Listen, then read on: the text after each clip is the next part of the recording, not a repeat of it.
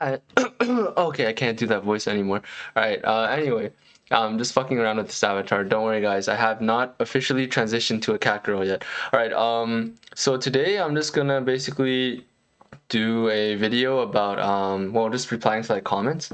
And oh yeah, I should probably do the video intro. Yeah, make sure you subscribe. This is the 1000 manga read channel, Shioisha Kuso Kurae. I'm probably like the only person worth listening to on YouTube about anime and manga. And anyway, so now that all that's over with, I woke up like really goddamn groggy this morning because I spent all of last night like checking out some highlights of Gintama from the past. And yeah, it was a great time, but I stayed up until like 5 a.m. and now my head is completely fucked up. So I probably won't be able to say anything insightful in this video.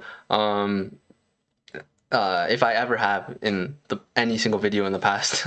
That's an assumption. But anyway, today I'm going to reply to the comments that you guys have left in this video. If I get any more, maybe I'll make another like comment replying video.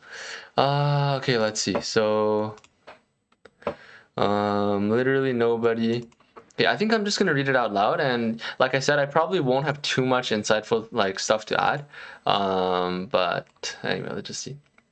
So it says, very nice video, was very insightful to see another perspective from a Japanese speaker. About the movie, I agree about the weird choice of music tracks. Yeah. I think the Sadaharu entrance was the biggest culprit in this regard with that out-of-place Victorious track. Honestly, I don't remember that perfectly, but I completely believe you. And they did cut quite a bit about like how and why Sadaharu actually came back. Luckily, like if you're a manga reader, like, you know, that's fine. We're not watching the movie to like, you know, nitpick every single adaptation thing. It's more of like, it's like the double victory lap, if that's a term, you know what I mean? Like after you finish the lap, you just run again to enjoy. I don't know if that's even a thing. Can't really agree with your distaste for some direction or animation choices, since I didn't notice anything weird in this regard. That's okay. I don't really feel like arguing the point, although I do feel really strongly that the direction and animation was kind of all over the place.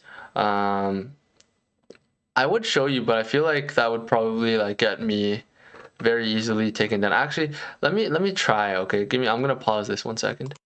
All right, we're back. This is like a really like terrible way to show the video. I'm gonna mute it just in case. But let me. Hopefully you can see. Hopefully I can point something out. And in any case, I don't think it's a point worth arguing. Like if you enjoyed the animation and direction, then like I don't really feel like, you know, going to you and saying, oh, you're wrong, you know. But anyway, let me see. So we have Katsuro kind of zoomed out. And then we have this kind of very close-up shot of this guy getting up with his leg. We cut to him. Okay, so far this is not too bad. It's just him getting up, I guess. Leaning forward. We spent a long time on the faces here. I guess we're just cutting directly between faces. Then we cut right to his leg, which is a little weird. And then, I don't know, everything I'm saying is pretty small complaints. I'm not coming prepared into this at all. So then we notice how like we jump from his leg to this kind of like zoomed out thing. He jumps in midair and then we go right to the sword. I feel like that's a little bit like to save basically cost. You know, you only have to draw the sword instead of their whole bodies. And then whenever we do draw the whole bodies, you see the motion like is very, see here as well how he just like stretches and like zooms out. I know it's an animation shortcut, but you know, like I said, the adaptation is at least a 8 for me. So I'm not saying it's shit. I'm just at this point pointing out all the little things. And then here you notice their like motions are very jerky. It doesn't really feel human. And then you just have them standing here. Basically whenever it's zoomed out, you can tell it's like 3D rotoscope very obviously and kind of like a lazy way, I guess. This is whatever, like I would not complain about this. It's just, you know, you would agree obviously that it's just stills. This is fine. And then this is fine, I guess. So that was a little weird to me because, like, for example, so they're kind of like attacking each other, the explosion happens, and instead of showing Zura hit by the explosion first, you first show the explosion going back and then you show Zura flying back, which feels a little weird. Maybe that's how it was in the manga too, but anyway. And then but in any case, it definitely worked better in the manga than here. So here while Zura is like trying to catch the thing, this guy's standing around for like 5 to 10 seconds. Like the slow motion feels a bit weird to me. The impact of this like kind of slice of Zura didn't really get me either. I think in the manga, I could be wrong, this looked like for a second it stabbed into Zura's head, but here the effect is kind of nulled. Anyway, so that's just like that's just, you know, a lot of nitpicking from me. but I just wanted to at least justify the fact that, like, you know, why I think the way I do about the direction and animation choices. So the girl with the sun had his Kagura. Okay, makes sense. You didn't notice that the ending was a mix of all the endings? Oh no, I did notice that actually. I just didn't really bring it up. In that segment, they showed Elizabeth in a motorcycle from 8 and walking on the beach from 10. Oh, yeah, I did notice the beach thing. It's just that during the part of the ending when like everyone was starting to walk together, I didn't like that was happening kind of in chronological order in a sense. Not really, but like at least for like Kagura and Shinpachi and Gin, they showed up in the chronological order. So I found it kind of weird that Kagura showed up before Shinpachi. That's all that kind of threw me off there. But thank you for answering that. Yeah, I noticed a lot of the reference, you know, the clapping hands, etc. The Gintama fan book, yeah, I've already bought it and I've read it since basically ever since it came out like 1 or 2 years ago. I have it like just on my shelf right now. I've already flipped through it and like read it, I believe, but yeah, I'm gonna read it again, obviously in Japanese. But yeah, I finished the basically 2 days ago I finished the manga in Japanese. 1 day ago I finished the anime essentially, and then today I'm just gonna close it all off by checking out the fan book again. I have like already gone through it, but this time I can go through it without worrying about spoiling myself, because well, I don't like to spoil myself even on rereads. Clarity made the Ginpachi segment that is adapted. Okay, this is absolutely new to me. I did not know this. I'm gonna be a little bit of I'm gonna go out on a limb and say that possibly he was, you know, possibly pushed by the studio to do this, because okay, look, I'm 99% sure that I'm wrong here, but with the bad blood between him and the studio, yeah, I know he went there to voice it directly, but that doesn't mean that there's no bad blood. I mean, just look at who's voicing like Nobume, right? And I'm not saying there's like any bad blood specifically towards her, but I'm pretty sure it'd be pretty awkward whenever she like walks into the studio, if you know like that voice actor's kind of whole story. But anyway, my point is not that like the bad blood made the anime worse. I just mean that they clearly kind of redirect some of the like the anime studio always like, even if it's in like a meme fashion, kind of like directs all the blame onto Sorachi, and Sorachi just takes it because he can take it. But for a lot of readers who don't really think twice, they instantly just think, okay, Sorachi was wrong. Sorachi was in like he was in the wrong. Sorachi was at fault. That's kind of what I'm against, because the anime's portrayal kind of helps with that. But yeah, I did see this video. I'm pretty sure I've seen this video that you're linking where he's voice acting it. It's safe to assume he approved of the. Well, I wouldn't agree with this because, for example, all the ending scams, like technically you could say he approved it, but really it's just because the gorilla's personality is not something where he just like stops the editors from doing something. Like he always just wants to mind his own manga's business. He never even commented about the anime's voice actors or anything. I mean, like, sorry, he did, but like he never really took like charge of anything with the anime. He always had a hands-off view and only wanted to like make the manga his kind of like, you know, main work, you know. So anyway, you were also approved by Sorachi to pirate it since he was mad that they were priced. That's kind of funny. The Blu-ray, yeah, okay. While some things may be lost to translation, I don't think you lose the important messages if you pay attention.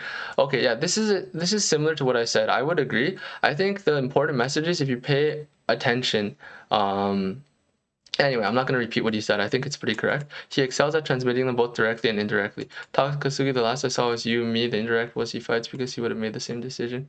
Lots of translation. No, this... Okay, so this is true, but this I slightly disagree with because I believe Gintoki also said, like... So me or alter ego, to me, when I read this in English, it's like both you and I are the same kind of feeling.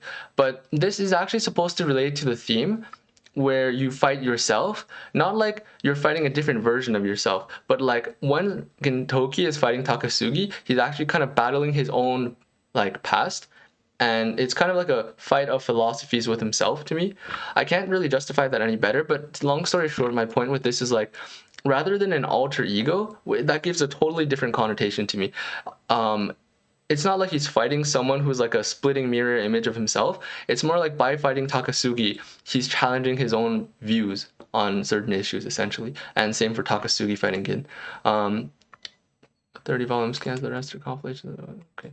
On the thematic side, I have my own. So I don't see the final confrontation as Gintoki fighting a Takasugi overcome by the void. Okay, before I finish reading this, I just want to say that's only one interpretation. And when I say interpretation, when it comes to Gintama, it's never like there's one right interpretation. In fact, there's multiple correct ones, you could even say, because Sorachi, especially in these like last chapters where he had a lot of time to write them, he started providing a lot of different layers of interpretation so that many can be correct, and it gives you more information even though not all of them can be true at once.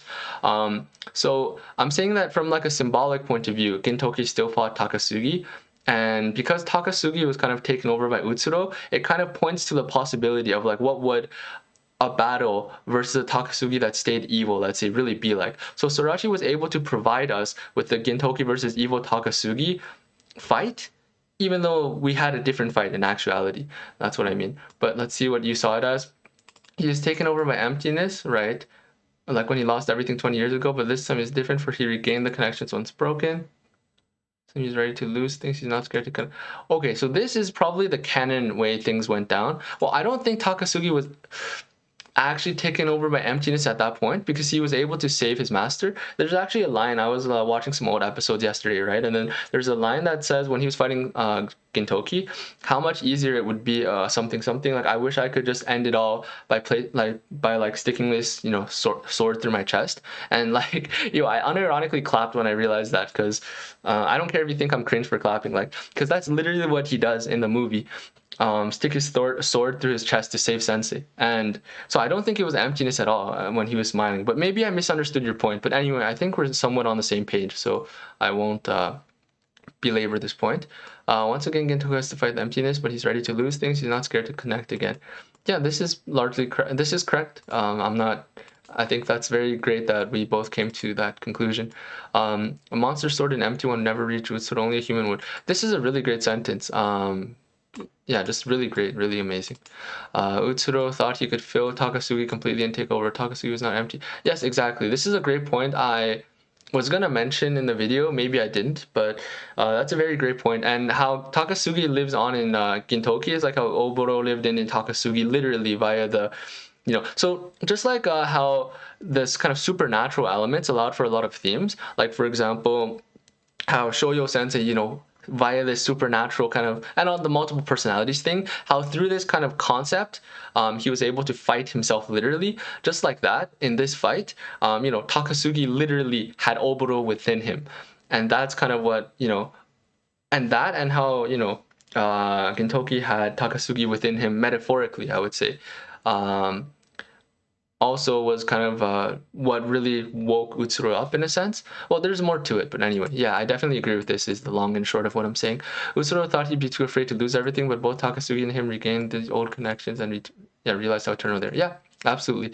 And so Gintoki the human defeats Utsuro, wielding the sword, the literal and figure. Yes, this is something I surprisingly did not realize until like chapter 600 of my Japanese reread, because I don't know how I didn't realize. Like, I'm so goddamn dumb. No, I mean, like, I knew in a vague sense, okay? Like, obviously, I felt it. Even in chapter 1, it's like, you know, the sword, he literally says the sword is the soul of a samurai. But I didn't realize that, like, in a lot of the lines, and you can tell in, like, whether it's Japanese or English, this one is kind of, like, doesn't matter about translation that much. Whenever they say sword, Sorachi usually has, like, a second layer that means soul, or, like, dream, or personality, or, like, you know, your beliefs, you know, like, there's always like extra layers to the words he uses, which like I really do. I would love if more people were able to pay attention to those. But then again, it doesn't really matter to me as long as I was able to get a lot out of the work, to be honest.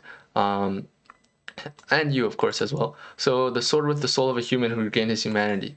Yeah, this is a great sentence as well. You have a very good way of putting things. I appreciate that. Only after defeating his emptiness could Takasugi move on and figuratively and literally be reborn. Well, this is a point I didn't consider about at all. I guess in terms of the so I didn't really this is gonna sound dumb, but it wasn't until I finished reading Kimetsu no Yaiba that I realized that the Takasugi being reborn thing again wasn't just like a world building kind of like you know concept in Gintama, but it really ties back to the whole Buddhism kind of aspect that's ingrained in I guess a lot of Japanese culture and storytelling. Yeah, feel free to laugh at me because it took me a while to understand that, but like what that really meant in a sense. But how you connected this to defeating his emptiness is really nice. I really like that. The interpretation of Gintoki accepting to live and Utsuro accepting to die.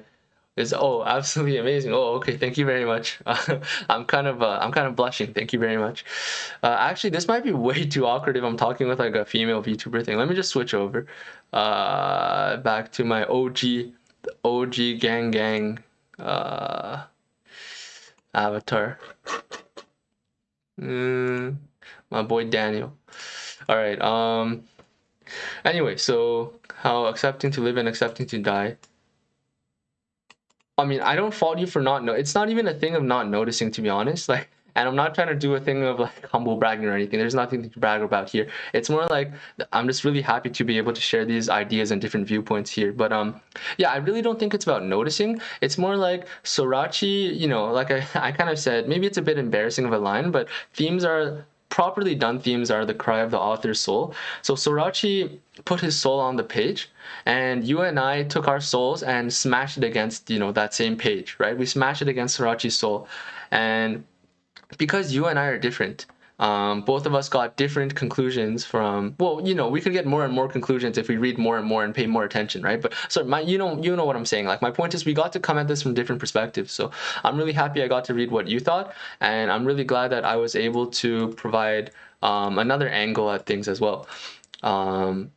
Because it's clear that Sorachi was going beyond the typical, you know, thing where like a lot of fans are like, oh, so deep, you can analyze it in so many ways, but really like it's like there's no substance. I believe Sorachi purposely allowed for a lot of ways to view things. Like, I think that's very obvious, that because the movie, you know, is pretty confusing in some areas. Because it has some depth and some complexity, to be honest. And it's the good kind of confusing where you have to think about like, what do certain things mean, you know, especially like the buildings and like city crumbling and so on. Like, what does that actually represent, right? It could represent a lot of things. Is it a commentary on fiction? Is it a commentary on like human perception? And like, is it a commentary on kind of you know, I think therefore I am? Like, okay, maybe maybe I'm out of my depth, so maybe I'm out of my depth, so yeah, feel free to make fun of me. But you know, there's several of the very shallow understanding of philosophy I have. You know, there's a whole thing of like, you know, perception versus like a reality, you know, stuff like that. So anyway, I'm just saying like there's a lot of ways you can analyze it, and it's not like I'm just pulling them out of my ass. Like, I'm pretty sure Sorachi had them in his mind, so that's very nice. Of a great ending. I think the best manga ending I've ever read, actually. When I read it in English, so I'm kind of biased whenever I say like the translation is like much better than the English version. I'm a little biased because when I read the English version of the ending, I was actually slightly, just very slightly disappointed, and I didn't even cry when Takasugi died. But when I read it in the Japanese, so that's why I'm kind of biased, okay? Because maybe I was in a bad mood on the day I read the English version. That's all. But anyway, like when I read the Japanese version, like, I forget the Japanese aspect. Basically, when I read it recently, like, damn, it hit me like crazy.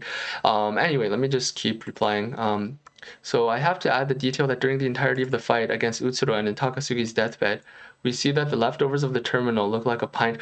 Bro, you're shitting me, dude. There's no way. Fuck off, dude. There's actually no way. Fuck off, bro. I don't believe you. No way, dude. I'm opening the movie right now. Bro, fuck off, dude. There's no way. Utsuro and in Takasugi's deathbed, we see that the leftovers of the terminal from the Altana explosion look like a punch. But where is this in the movie? Like around 56, 50, 47, 50, 43, 36. I'm just watching it right now at 4x speed. Yo, you're shitting me, dog. There's no way. Bro, it was like a pine tree. No, fuck off, bro.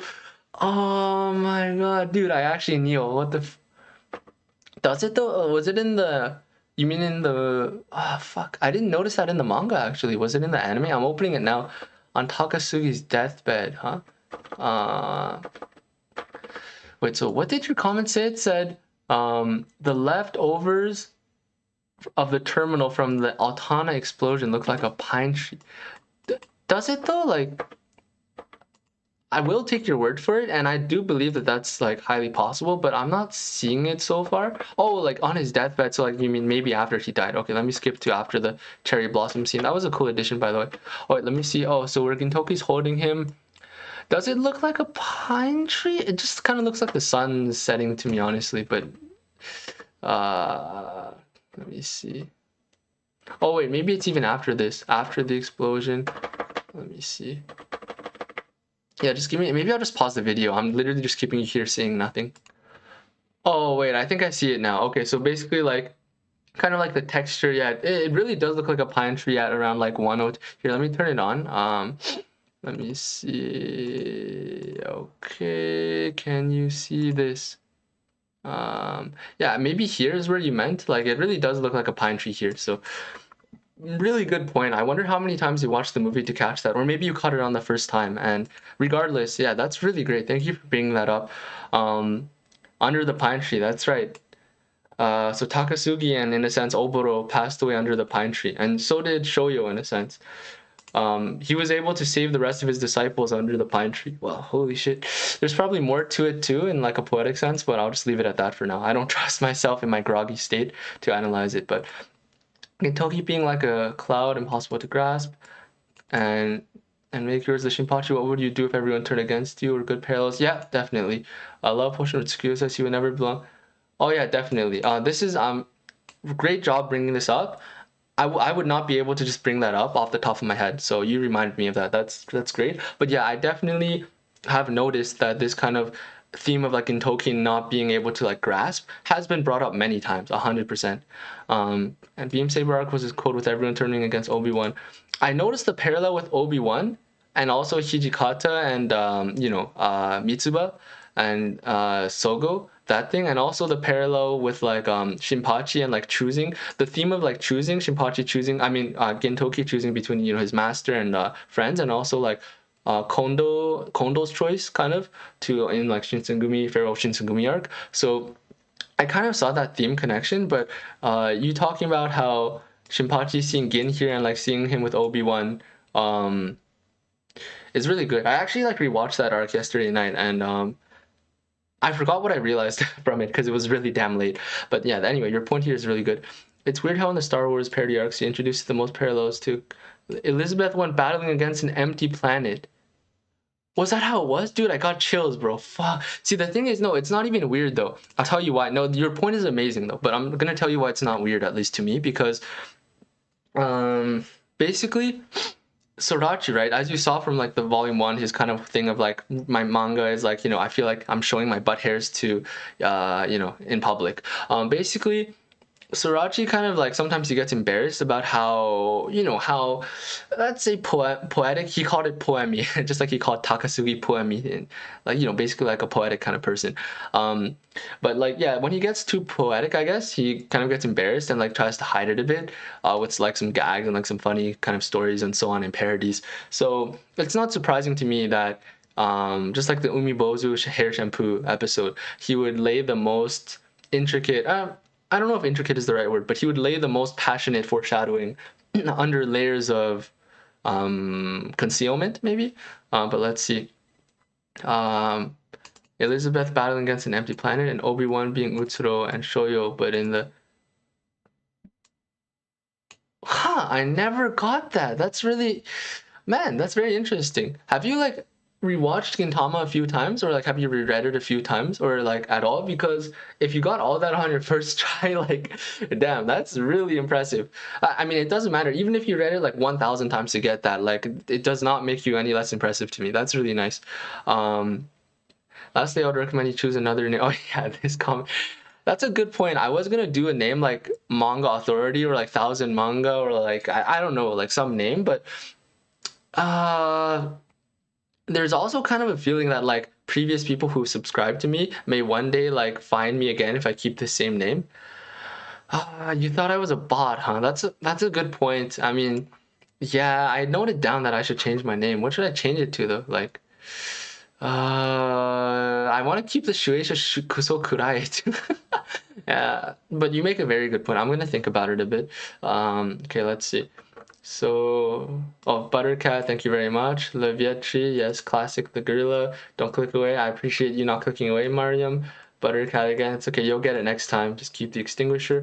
Mole10, I want vids now about your thoughts on all Gintama arcs since you know Japanese. The only other Gintama video I made on my previous channel was like about the Yoshiwara arc and how like Gotoge was like really influenced by it in Kimetsu no Yaiba. Like if you think about it, you have literally they're in Yoshiwara and then they're fighting like kind of like an I'm not going to be able to summarize it too well, but you know, the main moments are clear. Like, for example, Kagura and Nezuko kind of losing their control, Shinpachi and like Tanjiro reminding them of all their good moments, and then, you know, snapping them back. And then you have like Kamui, like the brother, and then you have I forgot what other aspects I was gonna mention, but basically, like the whole Yoshiwara arc, you can definitely tell, and of course, it's obvious. Like Gotoge has said, she literally was able to, you know, become a mangaka thanks to Gintama. So, and I'm not saying that to like discredit Gotoge. I'm just saying that like Sorachi is amazing. And so anyway, sorry. Back to your comment. The thing is, like, I don't want to do this. Like, it's not that I don't want to, it's just that I have no urge to do this, and I'll briefly explain why. I know I've already kind of let you down with that, so everything I'm about to say now will probably just sound like excuses, but it's like this, right? It's kind of like the whole thing of like when you study something like a book you really like, but in English class in high school, you just like start hating it.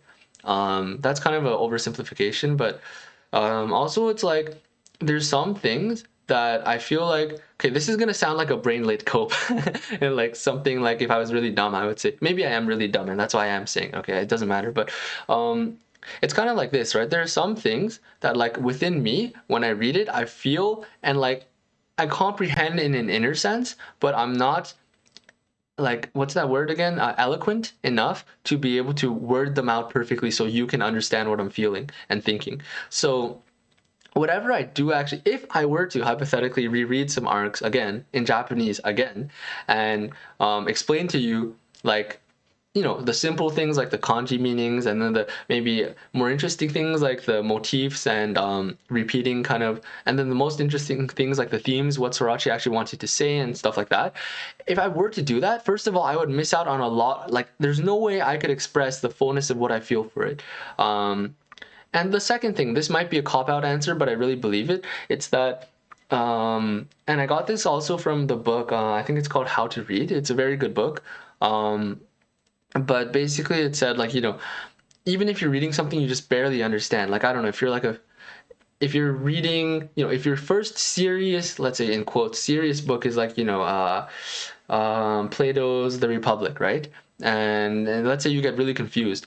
Well, instead of like looking for videos on like, you know, explaining it, you know, this book, How to Read a Book, recommends that you keep struggling with it. And even if you read like 1,000 pages and you only get one thing out of it, like one thing that you truly understand out of like Plato's The Republic, that one thing will be more valuable than anything you learned through like explanations, videos, side notes, whatever.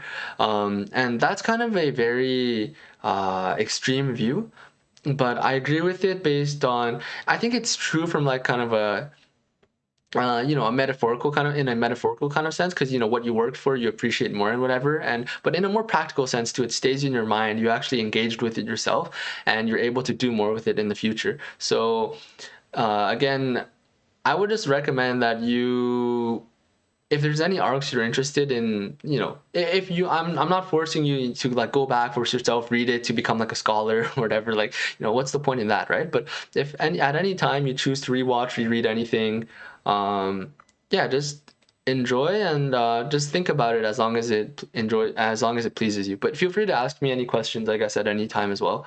I guess if you have any specific requests, I wouldn't like reject it for no reason, so you can still bring them up anyway. So last comment here is YUUASERORA. So I actually don't know who Totally Not Mark is. I'm assuming he's some kind of like analysis dude. Curious for you to do a type of vid for Gintama where you're reviewing, comparing, explaining the individual arcs of the manga and anime. Curious to learn more since the English translation and adaptation isn't doing it justice. Okay, so like I kind of just said to this Mole 10 guy, I probably won't do that. Also because I think if it started becoming too much of an effort, like even the one video, I mean the 1 hour video yesterday was like a huge effort to me, but because it felt like I was actually just like, you know, talking to myself and exploring with myself what I got from Gintama, that was fine. But if I start doing it like, oh, I need to do this for my channel, like, yeah, Gintama is the one manga I would never ever like make any promises to make videos on. Just like Gintoki himself, you know, like these Gintama videos are, you know, hard to grasp. They'll come and go and they'll just disappear just like that. because I guess maybe, and not to get too deep, but like maybe for the same reason as Gintoki, you know, there's things that he was afraid to lose again. And well, to be honest, I don't want to lose. And at the end, you know, he grew. But right now, I'm at the phase where I don't want to lose my many connections to Gintama by kind of just ripping them out and putting them on display, if you know what I mean. Most of the general, oh, but I do agree that the translation and adaptation doesn't do it justice. But like I said in my video, in this video, right? I mean, in the one with these comments, like, I don't think anyone's experience of the manga is necessarily wrong. In some areas, like the translation might just be objectively inferior, but the thing is, like, here's the thing, right? If you were reading, like, you know, a math textbook, right, or like a, you know, an average math textbook, or if you were reading like I don't know, just a very bad shonen, okay, or very bad stereotypical shonen, right, and the translation was like bad, like, actually maybe that's not a great example because then you wouldn't care too much about the translation maybe, but anyway, so that's like a very bad, so maybe, all right, you know what, fuck it, I won't give that an analogy. Let me just say it like this. Gintama has so many aspects and so many angles and like layers to it that even if the translation is like not as good in some areas, you're still getting so much out of it. Like, you're probably getting a lot more out of it than I got than like a Japanese reader would have gotten out of the manga on his first read through of the manga. Like you, an actual Gintama fan, would probably get much more out of it, even if the subs were even worse than they are now. You'd get more out of it than like just a casual Japanese reader reading the manga, because you actually put your heart and soul into it, and interacted and engaged with the work. So that's kind of the like middle line I'm drawing here. Yeah, so anyway, let me see. Most of the general fans from overseas don't view the Sorachi blaming thing as a bad thing. It's more of a light fun.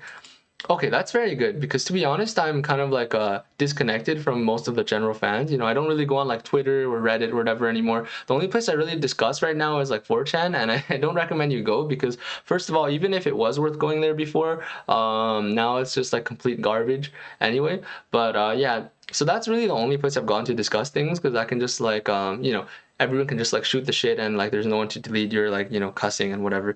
But basically, people, I always see people there say things like, you know, oh, even Sorachi knows that the ending's bad or whatever. So so I'm very glad to see that the general fans don't view the Sorachi blaming as a bad thing. So thank you for, and you know, my friend who's into Gintama obviously doesn't see it that way either. So I guess I should have you know, extrapolated from that as well. But anyway, this makes me happy. Sorachi has made fun of the staff as well. Yeah, that's true, that's true. And voice act, yes, definitely gave guidance to the staff to support them despite, I don't recall this. I'm pretty sure he was very hands-off for the anime, but in any case, even if I'm wrong about that, doesn't matter. I still agree with your point. Pretty much there's no bad blood. Okay, yeah, so I think I should quickly clarify this one more time. Like I said to the like I said to literally nobody.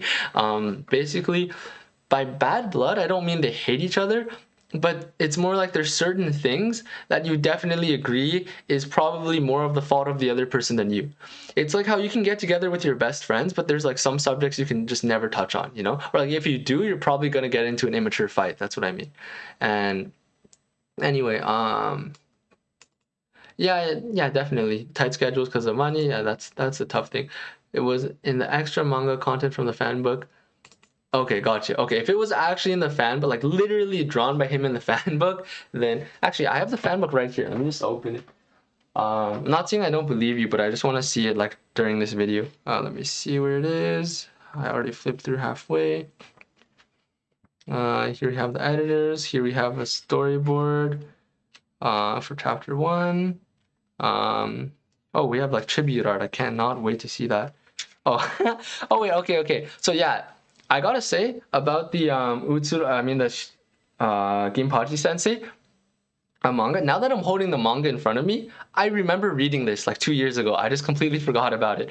Yeah, no, I completely remember this. I don't know why. When I was watching the movie, I did not recall it. But yes, you two are completely correct. That was completely written by Sorachi. Although, okay, I'm gonna stay a bit stubborn. Okay, I'm gonna be a bit stubborn. That's a key facet of my personality. I still think it was not properly done in the anime, because for example, I think the equivalent would be if in like the online publication, after the last chapter, the Ginpachi Sensei segment was like right there. You know what I mean? Like right after. That would just feel weird to me. Or like if in the volume 77, right, which I also have on my shelf.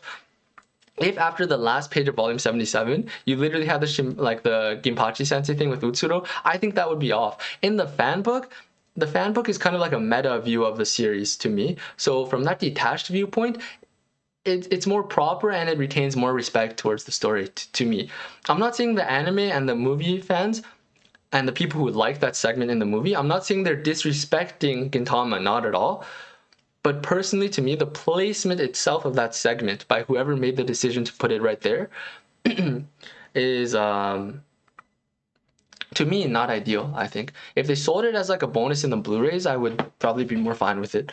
The mysterious girls Kagura during the ending. Yeah, I remember the ending theme with the beach. I just don't like the beach scene. I just don't know why they put her there like in the very beginning. Like the timing kind of threw me off. The end credits is full of, oh yeah, definitely. Thank you for pointing these out, but I do remember, I did notice these in the ending credits. You didn't get it? Oh no, bro, like, I've watched all the openings and endings probably like 10 to 20 times at this point, so don't worry, like, I didn't point out all the references because I actually didn't point out a lot of things in my video. Like I said in the beginning of the video, I basically just wanted to talk about all the things that were currently on my head and like, you know, just get them out there. But yeah, see, this is another part of my personality. I'm kind of indignant easily. Like, I know you literally meant nothing wrong by this, but I still kind of feel like I have to stand my ground as a Gintama fan. So, so yeah, my point is, don't worry, I definitely caught all those references. Okay, maybe not all, maybe 90%. You know, I can't claim that I perfectly caught everything, but I definitely caught all the ones you mentioned here.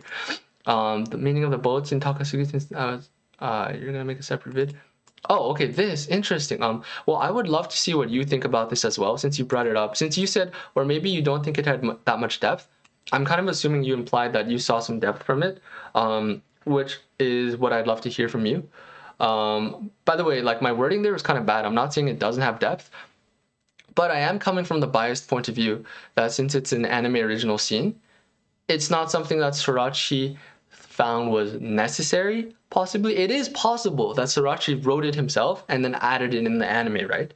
It's possible, so I'm not denying that. But anyway, so this is all kind of rambling, so that's like a preface to it. I'm just gonna talk about that. So when I was watching it, I have to say it is true that I didn't think it had much depth per se. To me, it felt more like fan service, and not like, fan service does not mean bad. Fan service is literally like, you know, working hard to create something beautiful to please your fans in a way that, you know, and to create something that you expect would, you know, please your fans. So like, if you're gonna, you know, there's battle fan service too. Like, you could call really great battle animation fan service, right? That's how I'm viewing it when I call it fan service, right? But if I think about it, I don't think they added any lines in particular. All those lines were already in the manga. It's just that they changed it to them being on a boat together, actually having a drink, kind of, right? I think only Gin was holding the sake.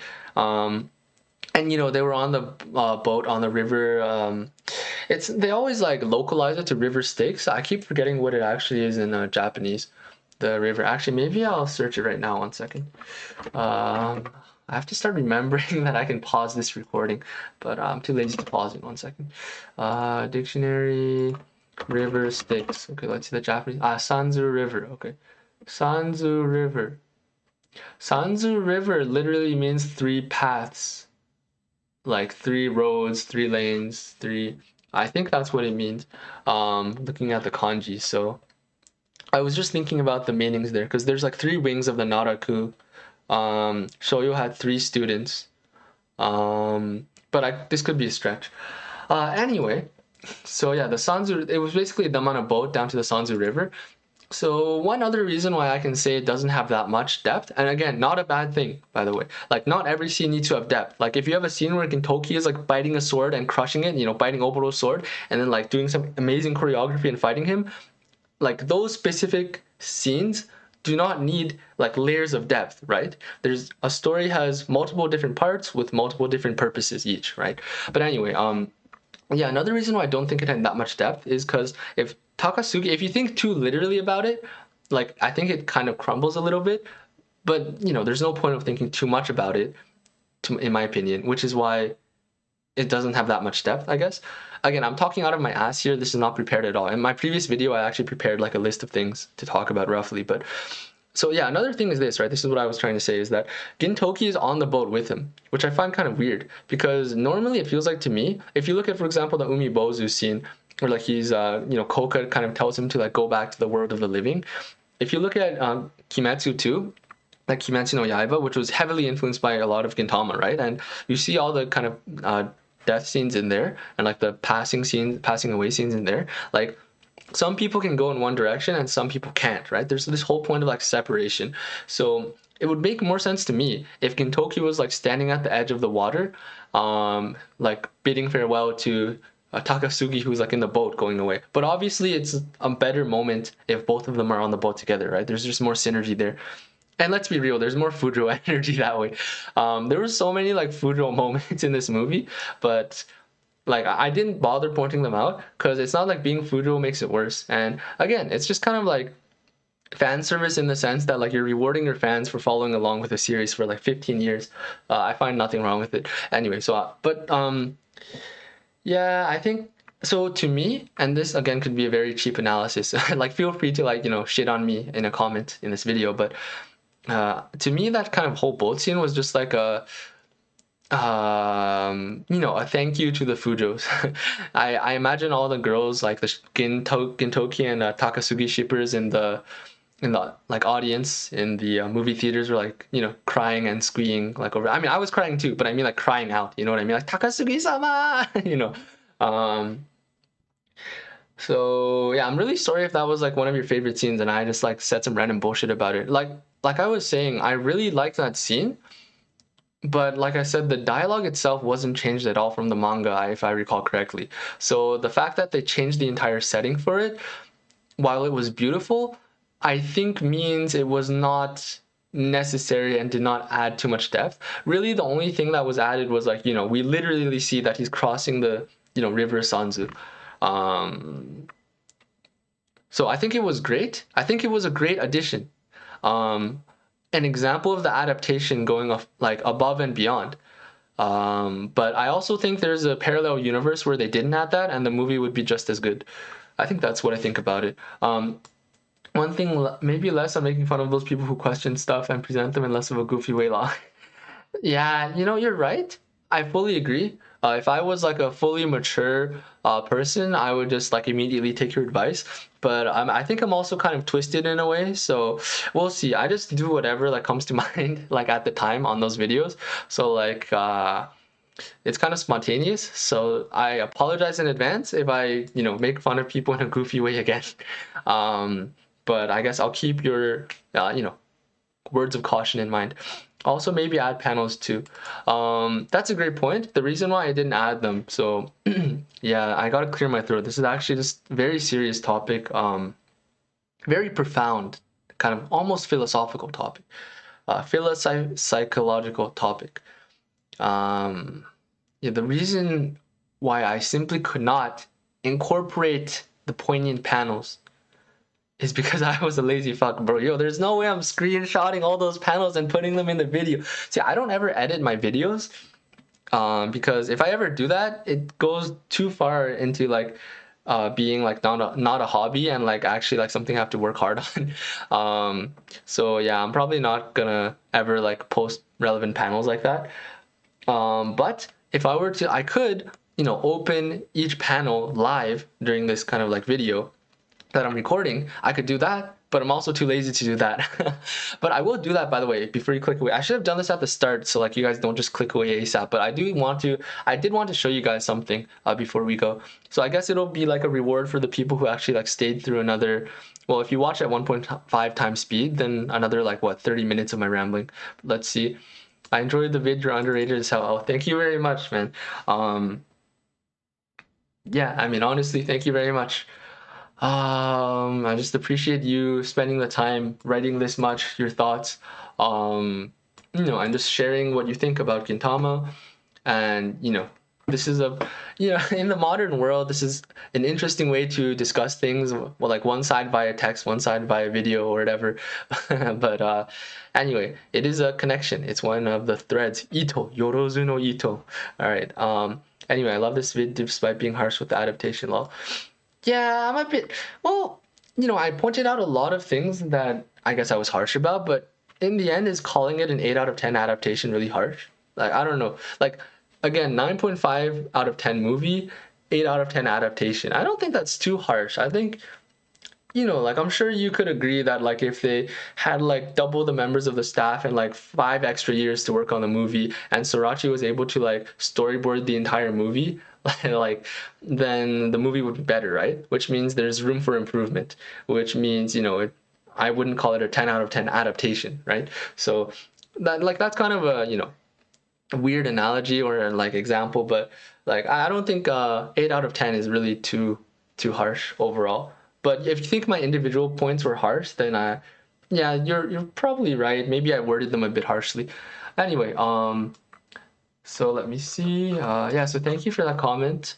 And what else did I want to say? Oh yeah, so there were a couple things I still wanted to say. So let's see.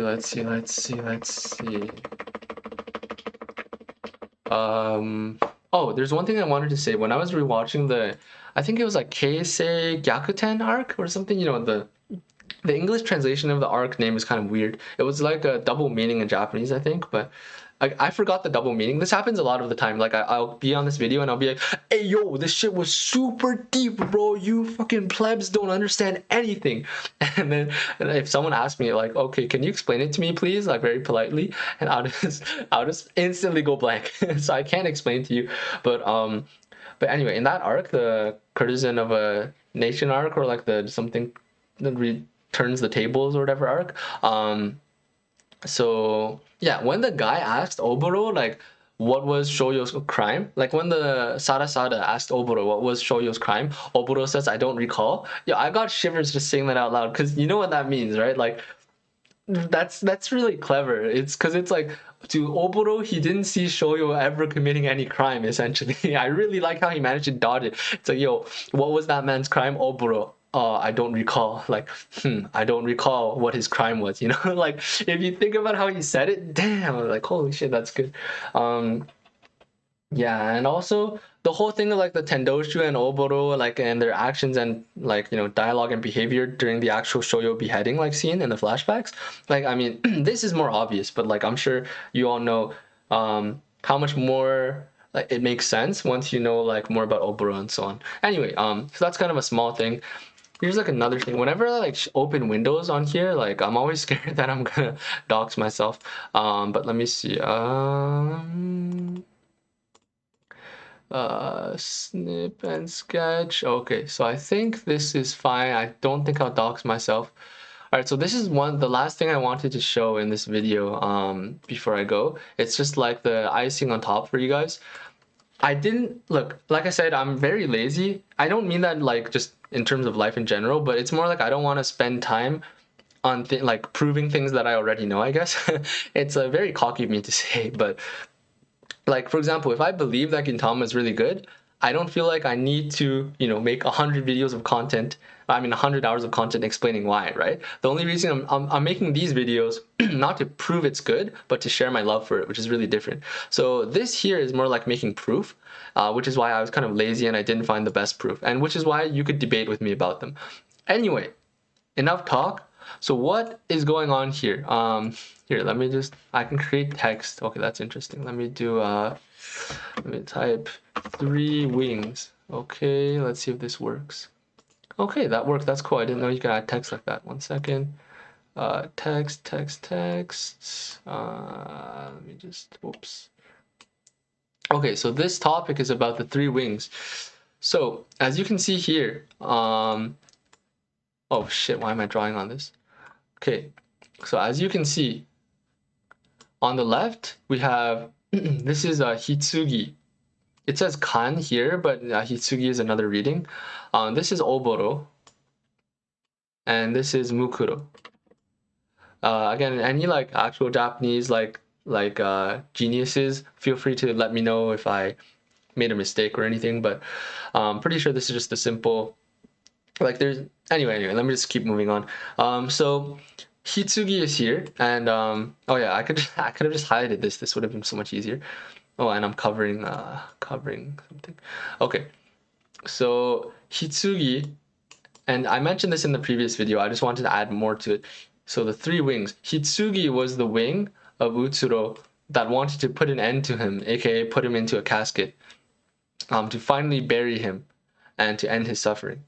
Oboro was the one. Oh, by the way, since like both Hitsugi and like Oboro had like Utsuro's blood, I thought it would have been interesting if like Nobume also got it in a sense, but and also became an immortal and probably maybe died in the end, but I don't think it was necessary at all. I'm just saying like it's an interesting possibility. But anyway, so Oboro, in his one of his like best and most important scenes, like, and this is where it's like actually spoken with words, like out loud. Oh, okay, so let me see. By the way, let me be clear. Here is the only example of these three, like these three examples here. On the right is the only case where the actual word Mukuro was stated in the screenshot I'm using. Like these other two screenshots are kind of only vaguely connected. So again, I was being kind of lazy. But so for Oboro, it means kind of like hazy, dim, faint, vague. And here, you know, it says, since I lost sight of my own spirit. I think this is like Oboro's theme because his story is, again, I'm kind of reaching, okay? Like there is a part of me that wants to make everything connected, even though maybe not everything is connected. I don't know, that's a possibility, but I will push forward with my thesis that it is connected. So Oboro's whole thing, right? I don't remember it perfectly, but it basically, he was trying to help his sensei by essentially going down the opposite path that his sensei wanted to pursue. And then even though he decided to choose, you know, again, he made this choice to protect his sensei, at the end, he was emotionally overwhelmed by just like, you know, just you know, a lot of things. Actually, I won't summarize it in one sentence, but he was emotionally overwhelmed, lost sight of even this path that he chose, and you know, ended up causing Shoyo to be killed. So this is him, kind of like hazy, dim, faint, vague. I kind of imagine Oboro, and you can kind of see it in the design of his hair too, I think. Although maybe that's a stretch as well, but he basically, like, it's like he's always walking through a very dimly lit maze and that's like covered with mist. That's how it kind of feels to me. You know, he's like always taking all these wrong detours and paths at the end, just searching for the truth, or searching for the right path, something like that, which kind of matches with, you know, like I said, it's a theme in Gintama, these choices, struggling to find the right path, the Shinsengumi's name and so on. So that's kind of my justification for like Oboro and like his name. And then Mukuro is dead body and corpse. Obviously, it makes sense to like name her Mukuro because she's like the first wing we see, I believe. And then it establishes that, you know, the Naraku's job is assassination. But it also kind of connects to the fact that I guess, actually, I don't have the best connection, so feel free to like add more. But I noticed while rewatching that like he literally says, I'll be able to finally send this message atop a body of corpses, and he literally uses the word mukuro here, isaburo, I mean. So it's funny what he was I'm sorry, it's not funny at all, what the fuck am I saying, but what I was trying to say is like it's interesting that this is another case where Sorachi could have been meaning multiple things. So first of all, the clear thing, which, you know, I and probably everyone recognized excuse me, while watching it on the first try, right, was like literally like they were being bombed everywhere, bombs, right, explosions. This is like literally a body of corpses, and he sees himself as the man who, you know, caused that, and maybe from here he'll be able to reach, you know, kind of the heavens where his wife and daughter are, right? That's one interpretation, where this is Mukuro. And then another thing is like, you know, another Mukuro is like that little girl, you know, back in the day, right? That doesn't look like her at all, but anyway, like, so she was called Mukuro, right? So essentially he was also using her, Mukuro, to be able to cause this kind of like insurgency or whatever, uprising, I guess, or huge conflict. So in a sense, he's also talking about how he's using her, right? But then again, who, he doesn't say who he's like his mail is to. His mail could also be to her. So in other words, this whole sentence could just be talking about like how at this point he's come so far that he finally, you know, has another male buddy essentially, which is also pretty obvious. But anyway, the point I'm making is that how he, you know, mentioned corpses, Mukuro, and I'm pretty sure this character said it like on purpose, just like Sorachi used that word on purpose. Anyway, this was kind of drawn out, but long story short, this was my very unrigorous kind of like point of like even like some kind of like chunibyo kind of sounding like a thing like, oh, we are the 7 deadly kings and we are the 4 majestic warriors and we are the 3 wings of the Naraku or whatever. Like even though many people can instantly disregard them, like if you think about it, Sorachi definitely, if you like end up putting thought into it, I'm pretty sure Sorachi put you know, quite a lot of thought into this. And even if you argue at the end it's nothing but clever naming, I say that itself still adds like at least half a layer to the things you can talk about in or think about in Gintama. And by the way, like I said in the ending of my previous video, like I said that even if, you know, the moral of the video is not for you to go study Japanese for like 10 years and like force yourself even though you hate language studying, right? Like, or whatever, like that's not the point.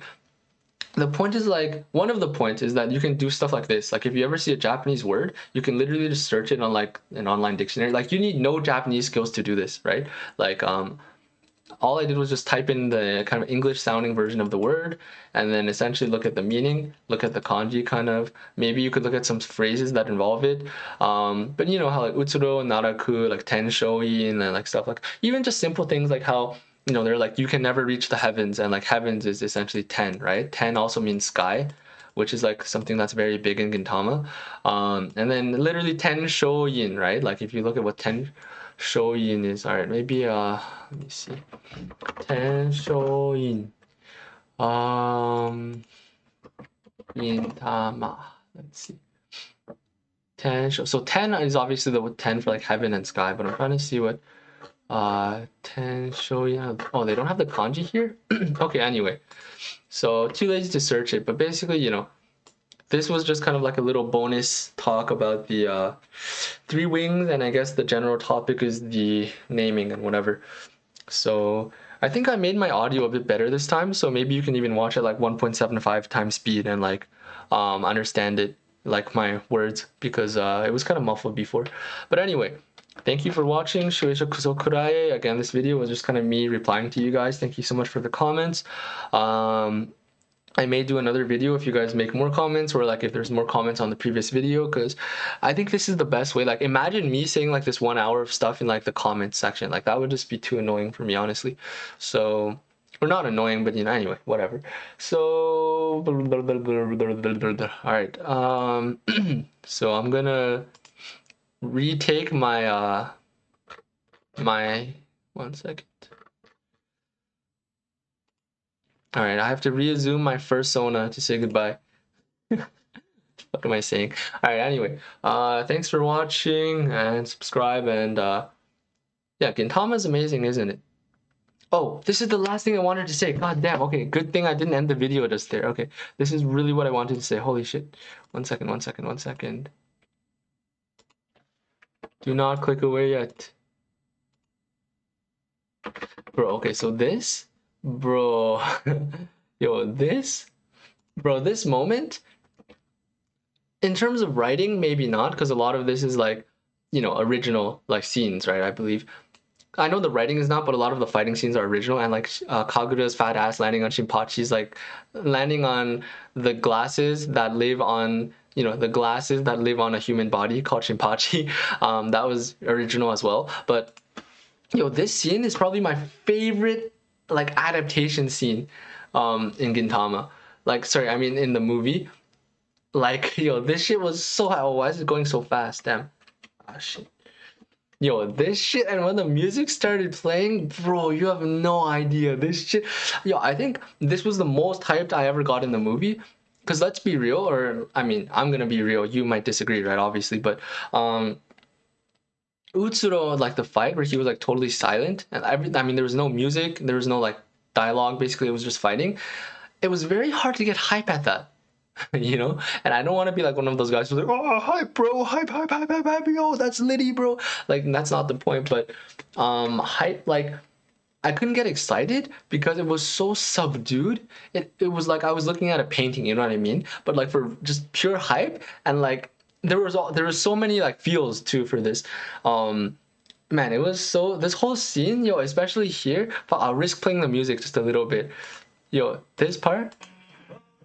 Yo, this part, yo, this part, yo, this part, bro, yo, this part, bro. I've literally watched this like 1.5 minute sequence probably like 10 times now.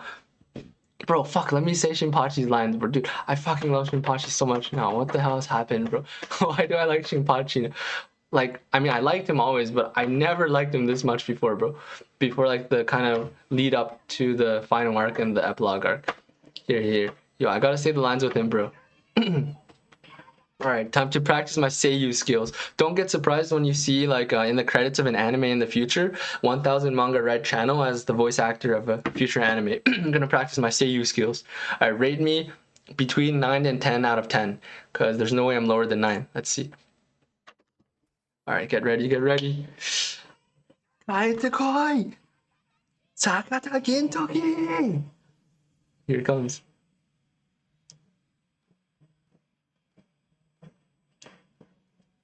その男は侍というにはあまりに荒々しくチンピラという I can't do it on video. I'm too subconscious. Fuck.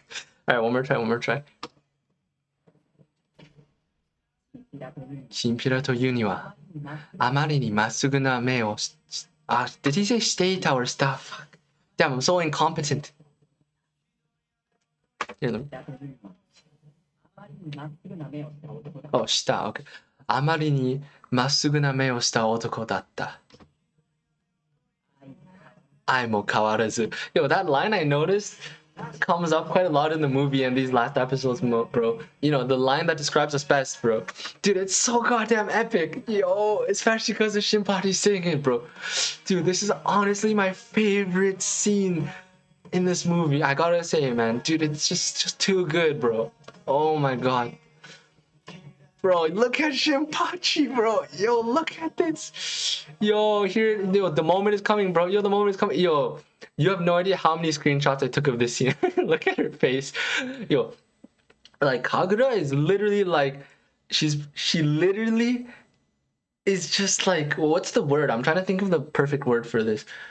She's like, literally, she has all the qualifications to be like the girl that's out of reach for, like, you know, the typical harem protagonist at this point. But like, I love how they still make her like, and Shinpachi have all these like dumb faces. I really love how they're still like, you know, just getting annoyed at each other, bro. Yo, look at this, man, bro. I think this is anime original, but this was so fucking good. Thank you to the movie just for adding the scene. Yo, oh my god, this was, oh my god, so good. And then you cannot forget this part. Yo, when the background disappears, I still remember reading in like dumb forums like years ago, like with like Gintama, like, oh, Sorachi just got lazy because he didn't put backgrounds here. Like, I hope they were trolling, because first of all, the backgrounds are all drawn by assistants, and second of all, they're always used with purpose. And at least here in the anime, they were able to copy that effect, and it was so good. See, this is another thing with anime, like adaptations, by the way. You can't just literally make the background white. They added a glow here to give it the same effect as the manga feeling, I would say, when you remove the background all of a sudden. And it's so fucking good. Yo, look. Yo, just look. Look at them, bro. Alright, fuck it. I'm gonna try the lines again. I don't care if I embarrass myself. Fuck it. I don't care if I embarrass myself. I just have to do the lines, bro.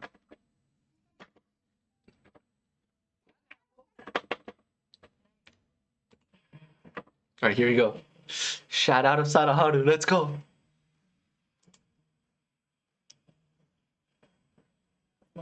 その男は侍というにはあまりに荒々しく、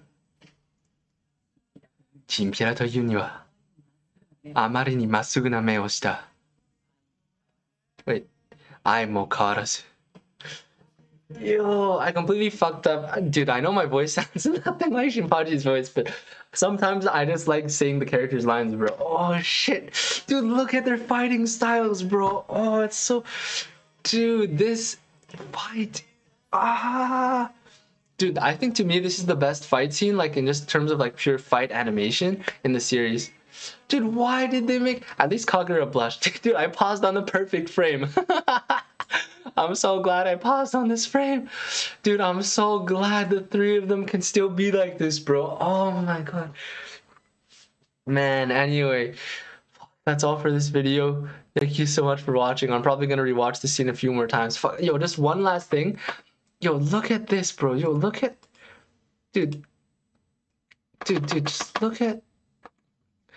This is literally so hype. Dude, look at showing the sleeves, and then showing the boots, and then showing his like collar and his smile. Yo, and then him in midair. Bro, yo. Chimpira. Yo, he had eyes that looked, what is it again? Like looked too straight, too directly ahead to be called a thug or so. I suck at translation, but yo, fuck, it's too hype. All right, that's about it for now. If I keep playing this video, I'm gonna be here all day. All right, peace out.